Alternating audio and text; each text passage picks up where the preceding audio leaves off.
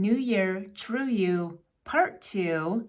This is the bottom 5 strengths of the 23-year-old beginning their adulting world.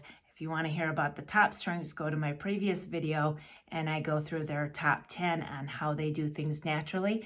This one, we're going to talk about where they go when they're struggling and what might stress them out and keep them from getting where they want to be in life. Especially, like I said, entering into this adulting world. So number 30 is includer. When they feel like every single person has to be involved, they're going to probably stop and hesitate and shut down because it's too much for them to take on. They can't deal with, even though they have 4 relationship building strengths high and they're all about connecting with the right people, they're not all about connecting with all people. You need to make sure they're all about making sure that things are getting done. And if you're weighing them down, then you're not for this. You're a great person and they appreciate you, but not for this. They're all about their task. So number 2 is woo. They're not the person to send to the networking gigs and to the small talk and the icebreakers and to, I have to meet and greet everybody possible. Again, that weighs them down. They probably feel like it's a time waster. They want to just figure out how they can get their things done.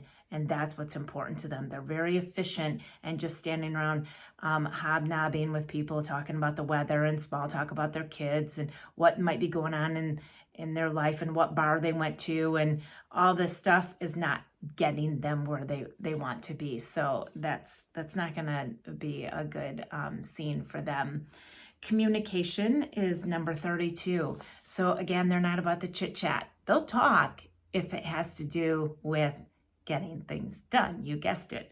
But you just stand around again and chit chat and talk and let me just share all these stories for no apparent reason.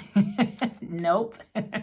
I will tell you what you need to know in order for us to keep things going. Number 33 is self-assurance though. So they don't feel like they have all the answers. They are all about the other people that they have selected to come along with them so that they can do things collectively as a group. So even though they might be somebody who might start out kind of as the leader in terms of choosing and figuring out where things might go the best, they don't necessarily feel like they're the only ones with all the answers.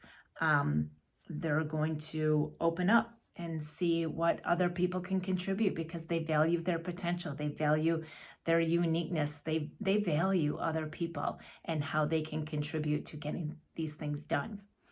Again, it doesn't mean that they're not confident. They're confident in their way of going about things. They don't just broad stroke have a general, I can walk into any situation and feel super confident, especially when they're in, again, like a large group. You're supposed to network. You're supposed to small talk. You got to win them over and make them like you. You got to do that by telling them and talking to them and sharing with them.